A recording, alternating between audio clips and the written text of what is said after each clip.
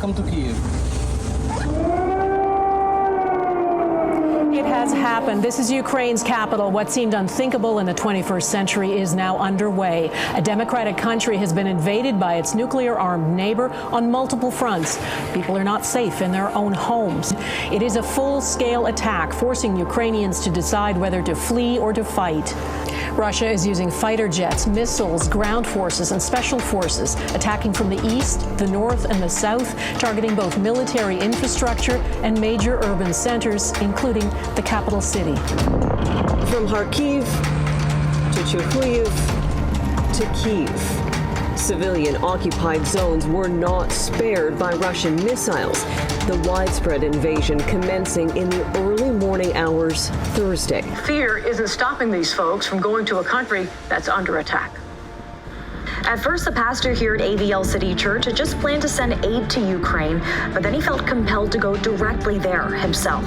An obligation to his people, his faith, and to humanity.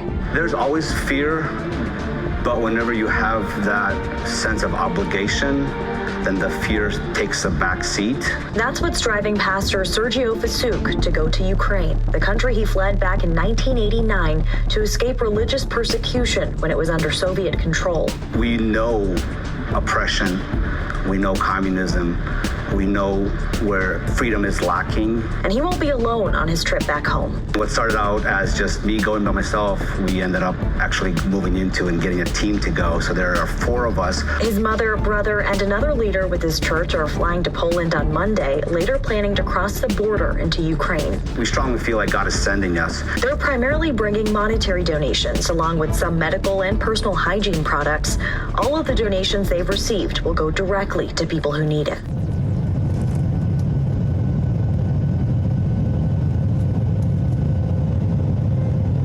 We have landed in Warsaw. All of our luggage was waiting for us. We literally rounded the corner and there it was. When we picked it up, we walked right through customs. Nobody asked a question. It was like we were invisible, and then we just ended up on the curb outside. We made a simple phone call, and within, 5 minutes, our van showed up in that amount of time. That's how fast it was. Our connections here all came through. So for us to have transportation is very difficult.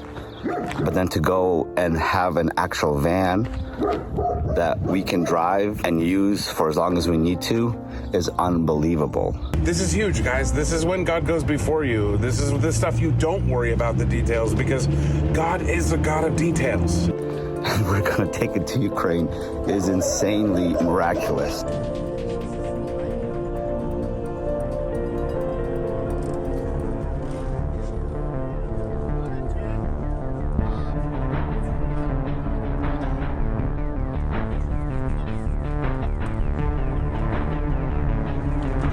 Asking if it was a humanitarian aid.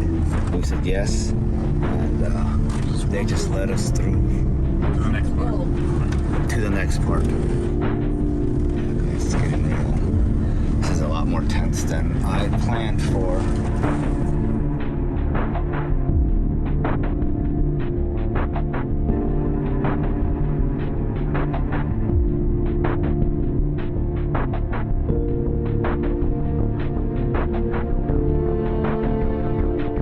After a tense but clearly blessed border crossing from Poland to Ukraine, we drove to Lviv, a city that has tension in the air, but on first glance, by outward appearance, does not seem to be at war. Because refugees had fled from the east to this western city, there was not a single hotel room available for weeks. We pulled into a 134-year-old church that graciously allowed us to sleep on the floor alongside other refugees.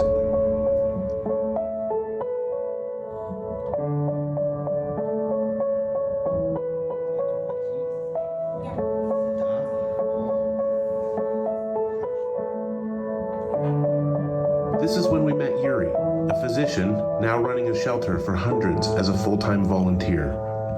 Train station is very nearby. So the People just arrive at night, spend a night here, and we try to help them, Either they stay here or they move to the other cities in Ukraine, or we get them to the border. I'm a presbyter here in this church, but basically my profession is so far from that.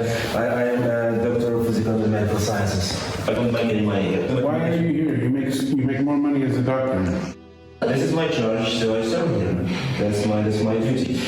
Father, I pray that you touch this place. Let this place be a beacon of hope in this city, Father, and this place as well. And I thank you for Yury and his wife, Luba, Father. I pray that you bless their family, God. That you continue to pave the way for them, God. Give them strength, the strength that only comes from. Why would you leave your job that's paid? Why would you do? Because this is my church. That's the stuff that matters. The church is bigger than showing up on a Sunday. Church is about connecting with the people in need and truly being the hands and feet of Jesus. My country's at war, where else would I be? And I say, are you joyful? What is on your face? And he's like, this is, like, you could just tell it was about God. It wasn't about him. And how much have they given? Oh my goodness. Man. I feel tired. But scared, no, because, you die just once. You die once, you never die twice, right? That night we slept on the floor with the ironic comfort that we only die once. And within hours, that reality felt all too close as air raid sirens woke us from our sleep.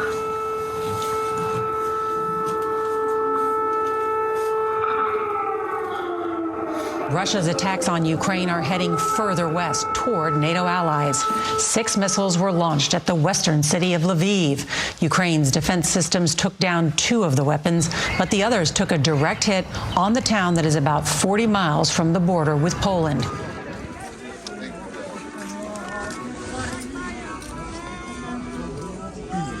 I don't know.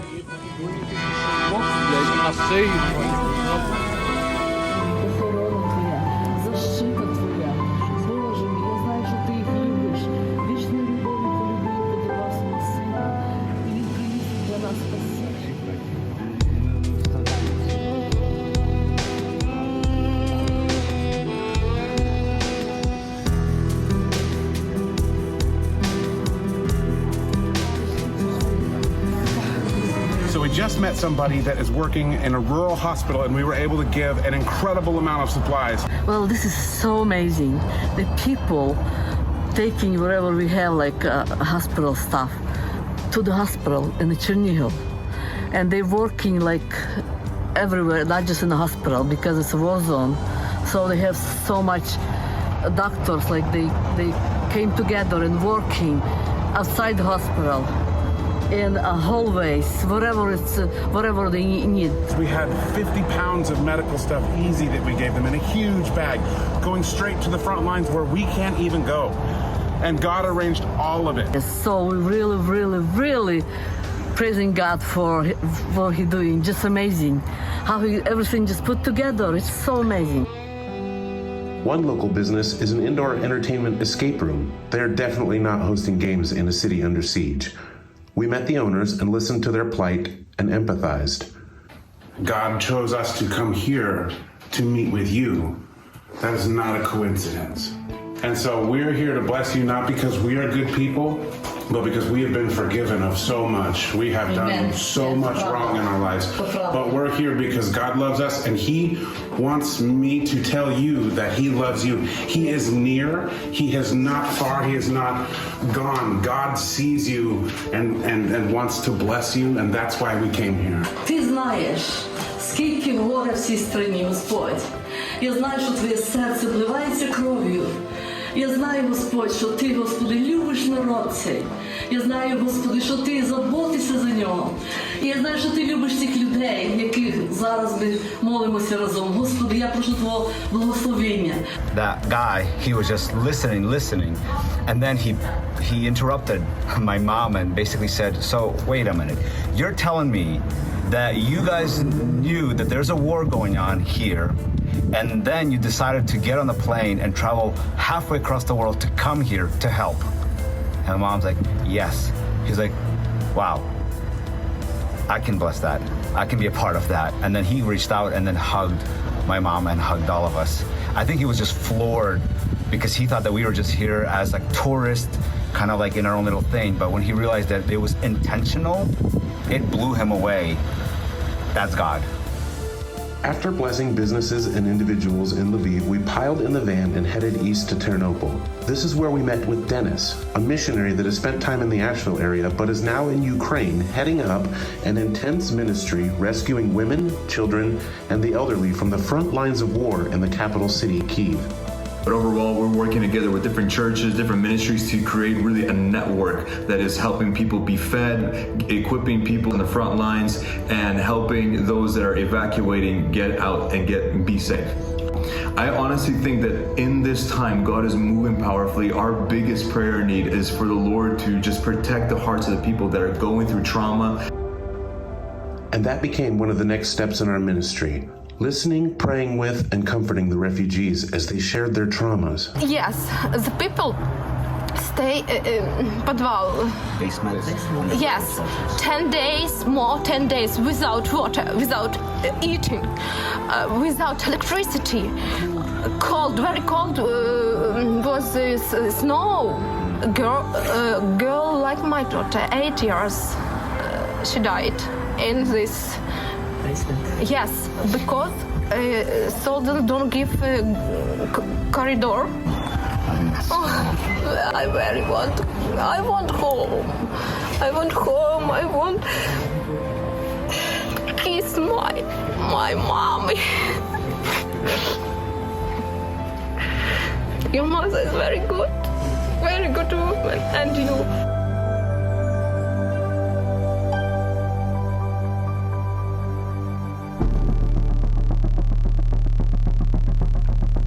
We wept with those who wept and grieved with the refugees that shared their stories. И когда уже началось, просто грады начали сыпаться через дом, через нас. И самолеты бомбить. И самолеты, да. Они решили уезжать. Но еще бомбы были далеко. Но когда подошло все сюда и начались каждый день бомбы, взрывы и обстрелы, трусился дом, повылетали окна, посыпалась штукатурка. И когда я беру вот так вот ребенка, и я знаю, что сзади летит самолет, летит бомба, я ее вот так с собой укрываю. Я говорю, Господи, пусть сохранится хоть она. Because our hearts connected with the refugees, we felt compelled to join the evacuation teams driving right into the heart of war in Kyiv in a 22-hour mission beginning before sunrise the next day. These rescue missions happen 5 days a week with rotating driver crews.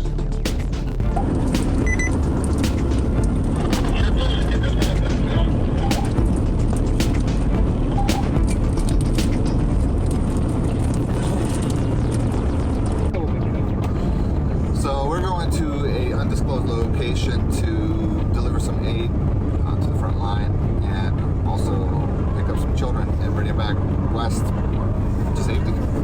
This is the most dangerous part of our trip so far, and probably will be for the whole trip. Yeah. This is why we came.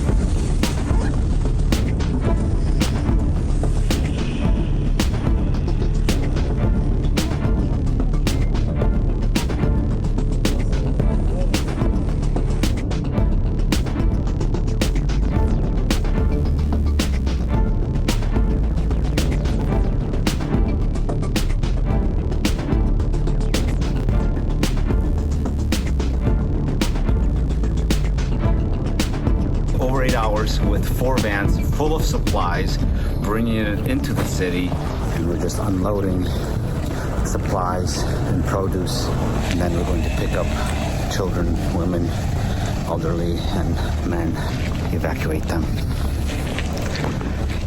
That's what we're doing right now. I gotta say, man, this is hard. You got 9 people, and this is what they're bringing with them, leaving a whole area that may not even be here by the time they come back, if they could come back. Several times since we've been here, we've heard loud explosions that you can almost feel on the hairs of your arms. We are definitely in an unsafe area, but when human lives are at stake, it's worth the risk. We'll be evacuating refugees. And so the vans are full, and I get this lovely spot here on this beautiful chair and the floor, about 8+ hours to drive back to safety. And so we're doing it.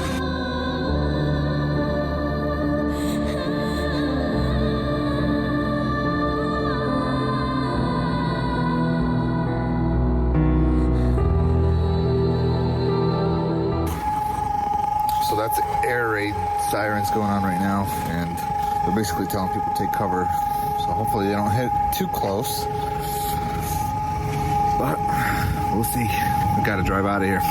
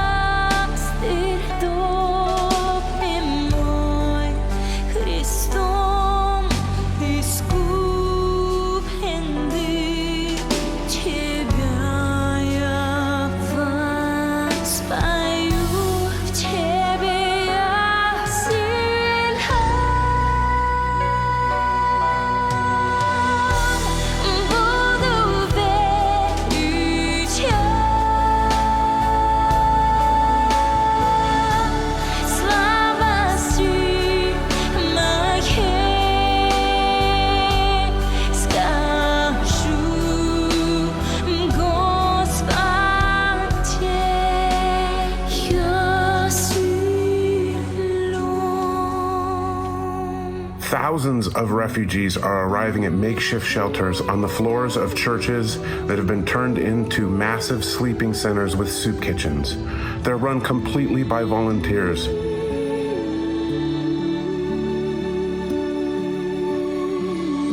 We're providing safety equipment, emergency trauma medical equipment, vans, maintenance, fuel, and food, all to support the refugee rescue efforts.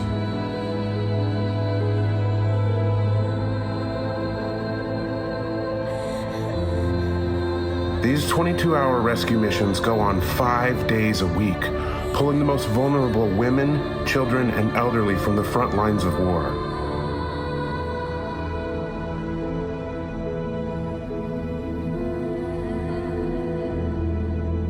On the same day this footage was taken of our mission, a convoy running parallel to ours came under fire and a driver was killed. Since then, we've committed to life-saving body armor for drivers. This is the kind of work that we're doing. With air raids all through the night in Ternopil, we decided to head back to Lviv and connect with another church running a massive shelter and feeding program out of its basement. So we have arrived at Golgotha, which is a church and a ministry here on the outskirts of Lviv. Spoke with the pastor here named Vladimir. He just became pastor. He was just voted in the beginning of the year, and then war broke out. You have to remember that less than 2 weeks ago, there was no war here.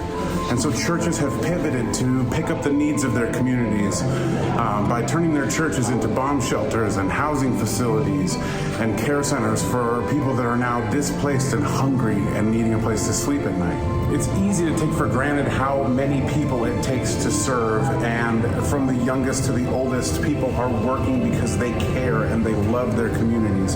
So in this kitchen, there's some older ladies, and then they depend on the youth to deliver an incredible amount of food for up to 500 people a day in the train stations. So we're down by the train station in Lviv, where all of the refugees are trying to get out of the country. They come here with just what they can carry, often hungry and cold. And some of them have been traveling for a really long time, so there's beds set up here so that they can take a rest if they need to. There's medical tents. There's churches down here serving hot soup, sandwiches, whatever it takes to keep people going. It is sad. The looks on people's faces are disbelief, frustration. Nobody wants to be here. So we are at the border of Poland, and all the cars are jammed up for miles. Okay. So we're going to walk in. Going to leave Ukraine on foot.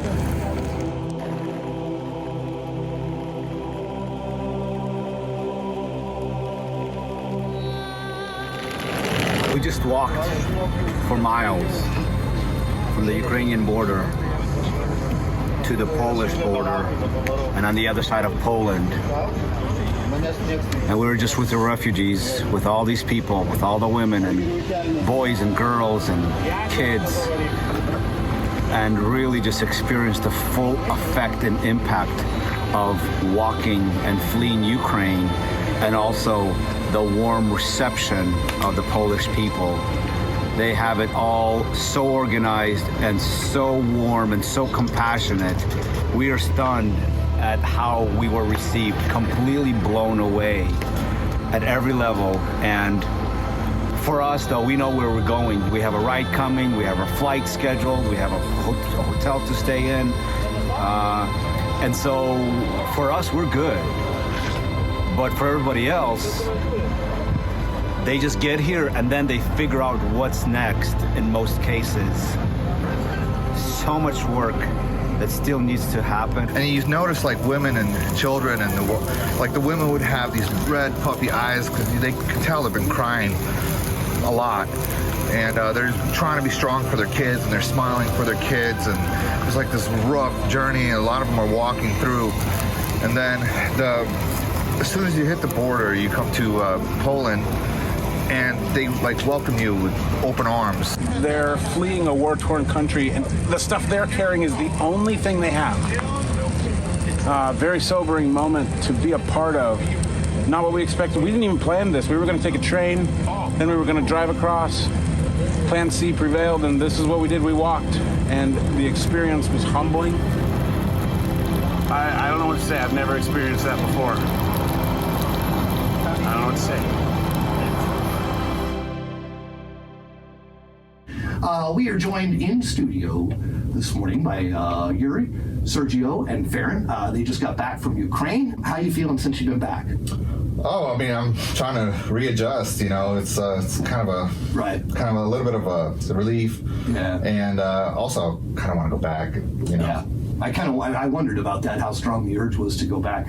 Yeah, I think it's with everybody. We're just like, we get back home, and then we try to get back to our daily lives, and you're like, Well, you all three of you have gotten a perspective of this that none of us are ever going to have. I feel like we left our heart in Ukraine. The exodus of people, normal, everyday people, people who have own businesses and jobs, children, women, families, older folks. Yeah. The exodus is unreal, and you can't help but connect with them on their journey. Yeah. Everything they've built and worked for is in flux right now because of the chaos and indiscriminate shelling over there. Yeah. It's not just military posts. Yeah.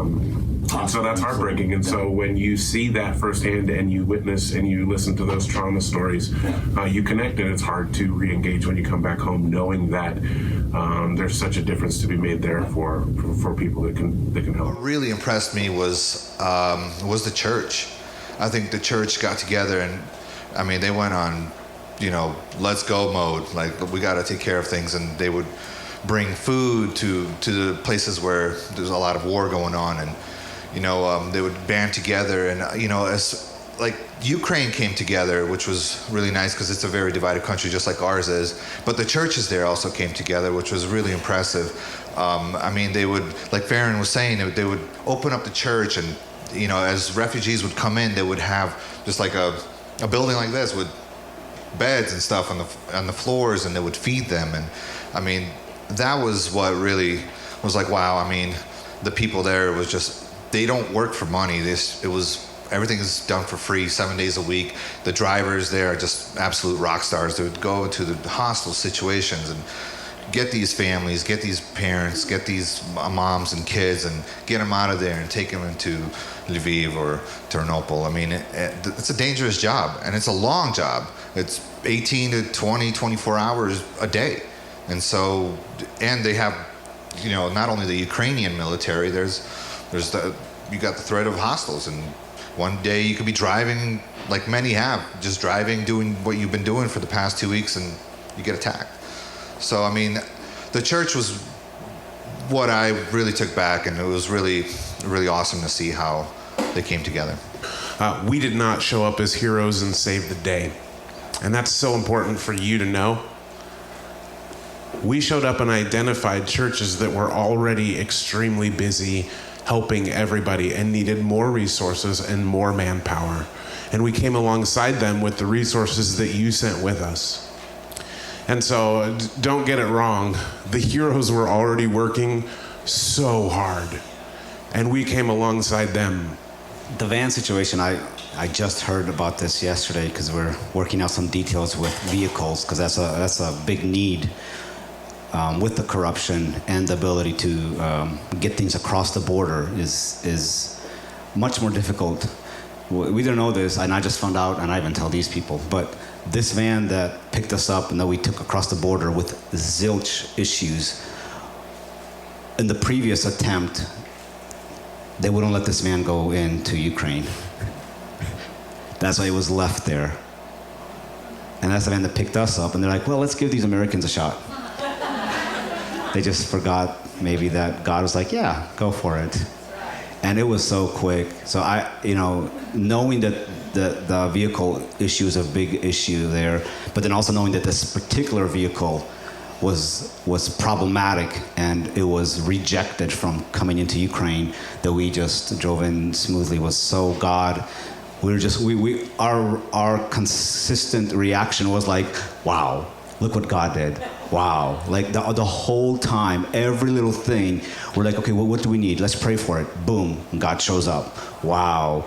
When God come along with us, he worked through us. So one situation stand up when I go to that place where they are receiving refugees.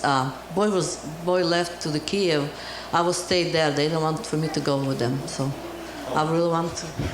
This is mom. She's like, yeah, we're not going to Kiev. And we're like, yeah, we are. She goes, well, I'm going too. Yury's like, it's too dangerous for you. She goes, then why are you going? We're like, no, Mom, you're not going.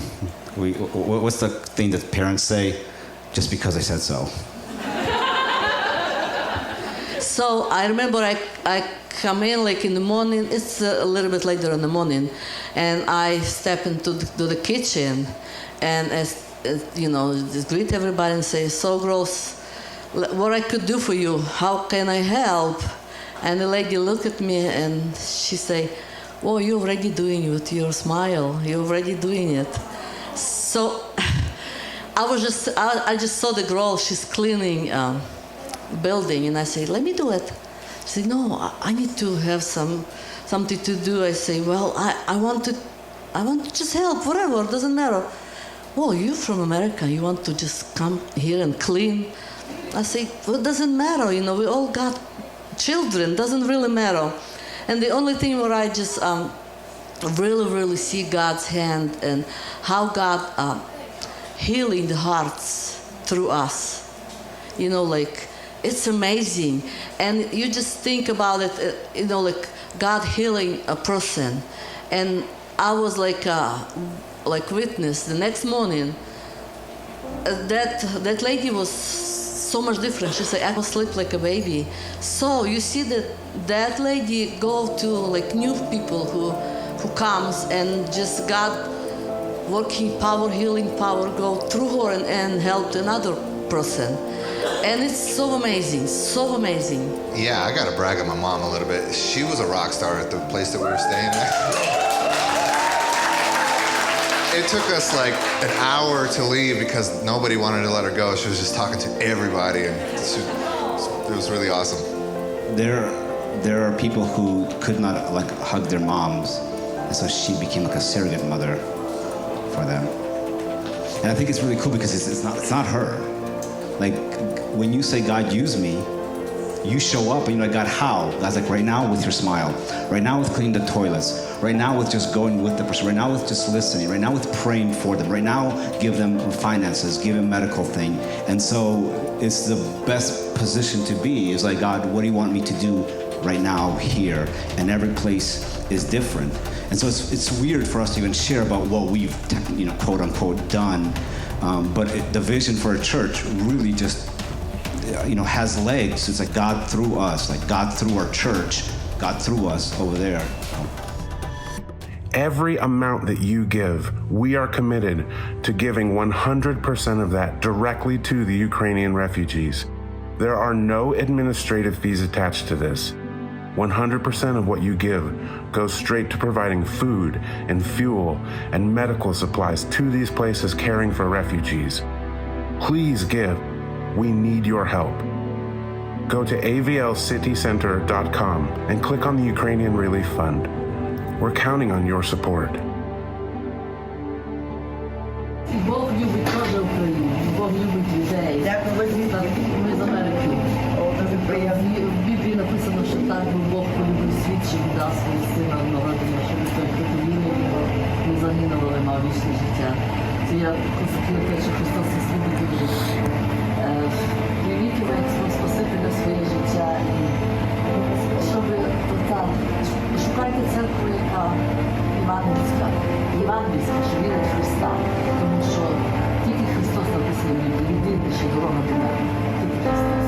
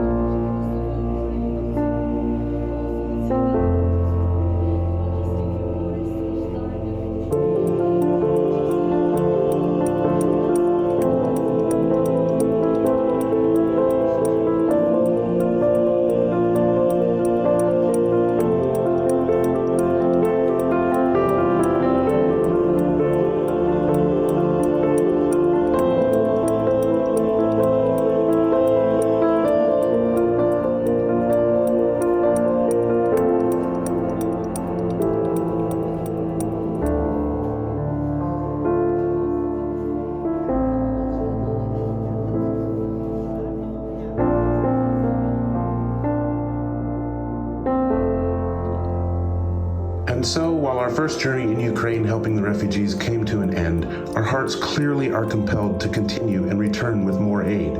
We know God is calling us back, and we are already organizing and preparing to return. Not because we think we are the answer, but because we carry the hope and help of the Lord Almighty.